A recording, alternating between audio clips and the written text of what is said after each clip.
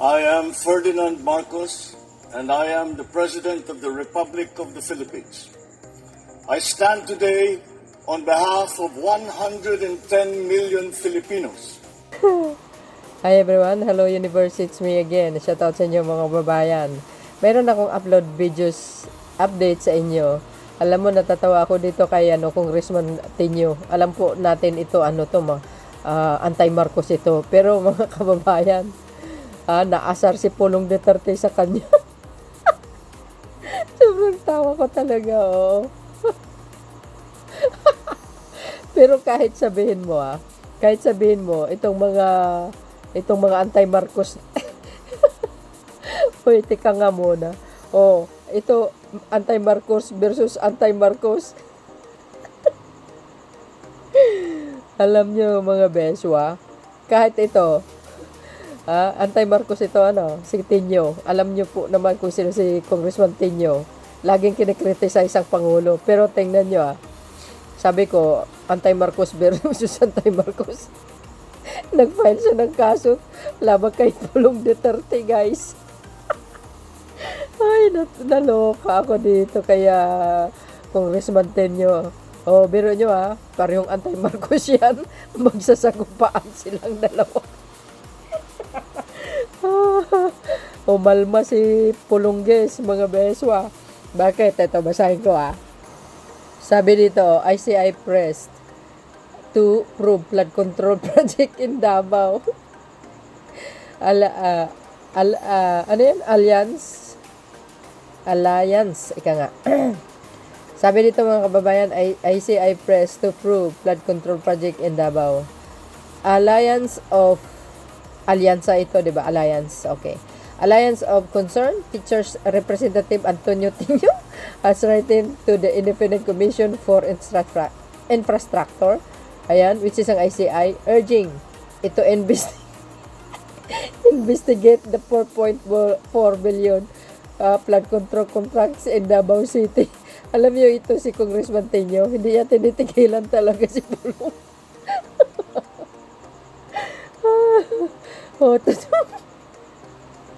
Totoo yun, guys. Hindi yan talaga tinitigilan Ano yun, sana pwersa sila ni dating Senador Trillanes. Tapos sa kabila ng lahat, ang sisi kay PBBM. Oo, totoo yun. Antindi. So ayan So yun mga kababayan. Ang sabi po dito, ICI press to prove flood control projects in Davao. Alliance of Concerned Teacher Representative Antonio Tenyo as written to the Independence Commission for Infrastructure, which is ang ICI, urging it to investigate for 4 billion flood control. Ayan, for contracts in Davao City. Ay, nako. Galit na galit si Pulong, guys, In his letter, Tenyo stressed the need to examine alleged irregularities in the projects and noted that Davao City 1st District Representative Paulo Pulong Duterte may need to answer question related to the reported anomalies.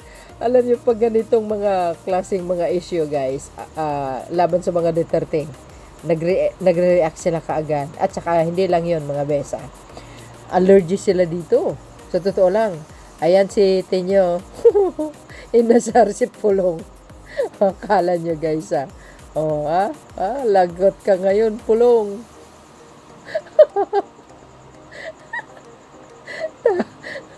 Galit na galit si Pulong, mga kababayan. Bakit kanyo?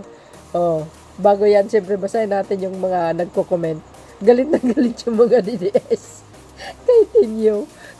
Both both anti-Marcos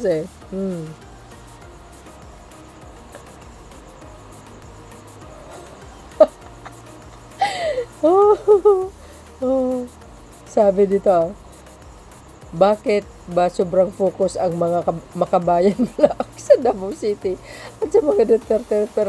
Perhaps this should go to Davao City and ask for himself why the Dutertes are much beloved by the majority of the residents of Davao City. Siyempre, hindi binuto naman ang mga binuto ang Duterte kasi dahil sa pangalan.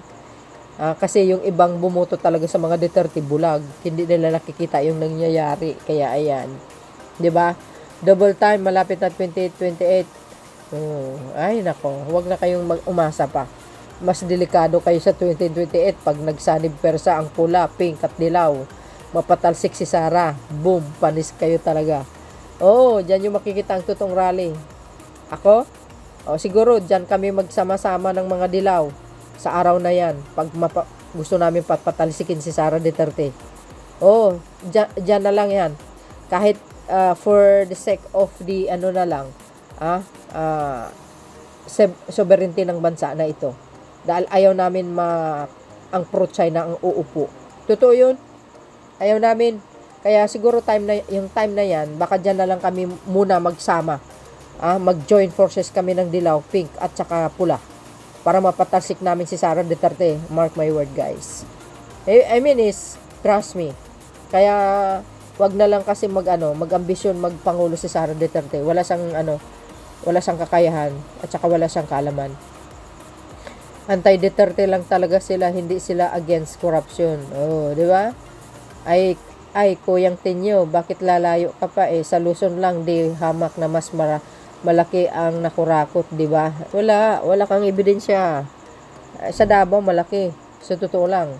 Ang laki ng sa Davao. Kaya 51 billion ba kamo? Di ba Ang dami niyan. So, yun mga bes. Puro DDS ang nagko-comment. Galit na galit kay Tinyo. Ito po yung response ni Pulong. Tingnan nyo si Pulong, guys. Nag-aapoy sa galit. Kasi alam niya, malalagay sa hot seat ng ombudsman. Ako, delikado ka, chong. Ihanda mo na ang mga abogado mo. Harap ka na sa harapan ni Remulla. Ay, naku, galit na galit, oh. Galit na galit si Pulong. Kay Tinyo. Sigurado dito, abangan natin ito. Si Pulong Duterte sa pagharap niya dyan sa ombudsman. Allergy yung mga Duterte dito Sabi niya dito mga kababayan, no? Hindi ako kontraktor, sabi niya. Sira ulo ka pala, hindi ka kontraktor. Ang pinag-usapan dito, yung 4.4 billion at saka yung 51 billion. Saan nagastos yun? Kailangan may resibo ka ipakita, gunggong. Bukas si Davao City, 1st District Representative Paulo Duterte sa investigasyon kaugnay sa flood control project sa kanyang distrito matapos pinawagan ni ACT Teacher Representative Antonio Tenyo ang masusing pagsisiyasat. Agay. O di ba mga beswa? O ayan. Sabi niya dito, galit na galit kay Tenyo. Pulong Duterte, rumisbak kay Tenyo, hindi ako contractors, DPWH engineer. Hindi naman makagalaw ang mga DPWH engineer kung walang kung walang tawag dito, kung walang budget. Sa'yo nga napunta yun Yung 51 billion, nasaan yun? Tsaka yung 4.4 billion, nasaan yun? Saan yung mga resibo, aber? Ang DPWH, ang implementing agency, may sariling bidding, sariling proseso, sariling responsibilidad. Ako ang pinupunterya.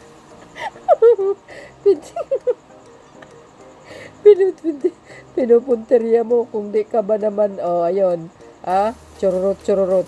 Di ako member ng House Appropriation Committee at di ako nagtatrabaho sa DPWH. Lalo na di ako kung traktor, hindi ako engineer ng DPWH, hindi ako pumipirma ng notice of award. Hindi ka nga member ng appropriation pero mayroon kang 51 billion saka 4.4. Gunggong. Ikaw naman Natatawa talaga ako. Tinatrabaho talaga siya ni Tinyo, guys. Tingnan niyo yung mga nag-comment. Hindi daw siya hindi daw siya kontraktor. Saan ba magpa-project ang mga kontraktor, 'di ba diyan sa lugar niyo? Gunggong.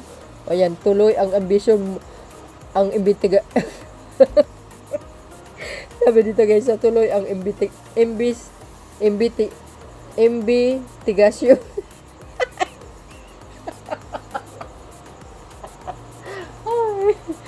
Sabi nito mga kababayan, tuloy ang investigasyon para malaman ang totoo. Correct.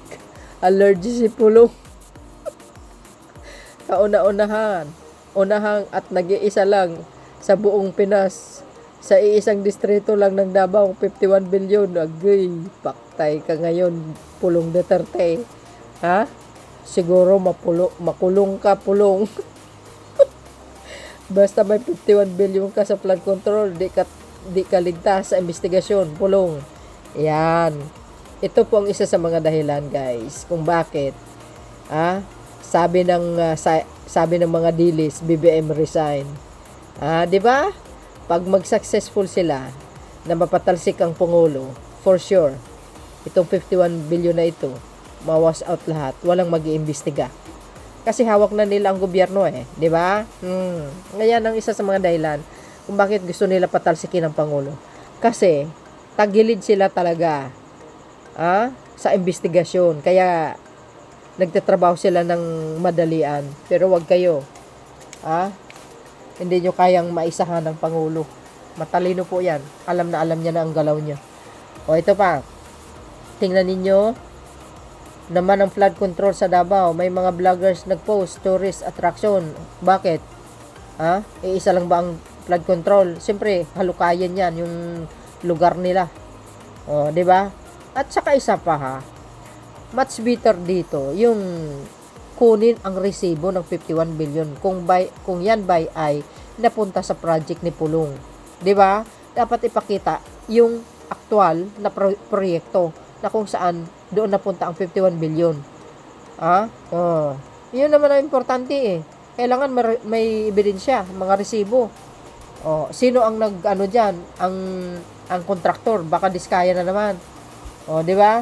Who knows? Maybe. Tingnan nyo, ayan pwede bang ganyan lang ang sagot? Dapat may resibo. Dahil si Trillanes laging may resibo. Correct. Tama yun. Nagmukhang haggard na si Pulong. Parang stress na. Kasi matatamaan sila matatamaan talaga sila sa investigasyon. Kaya ayan ang isa sa mga dahilan kung bakit gusto nila patalsikin ang Pangulo. Okay lang yan, investigahan ka. Basta pati din si Tinyo, paimbestigahan din yung Baluarte distrito niya para sa patas, hindi one-sided. Gumawa ka, ikaw na lang mag-file ng kaso laban kay Tinyo. Ganun lang yan anti-Marcos versus anti-Marcos. Ayan. So yun mga bes, galit sa inis na inis si Pulong, lumalaki yung butas ng ilong niya parang bulls. So, abangan po natin itong investigasyon na ito. At siyempre, Marcos ay, tawag dito? Anti-Marcos versus anti-Marcos, mga beswa. So, yun, ang aking pinaka-latest update. See you again on my next upload. Bye, and bagus. Don't forget follow me. And likes, guys. There's more. God bless Philippines.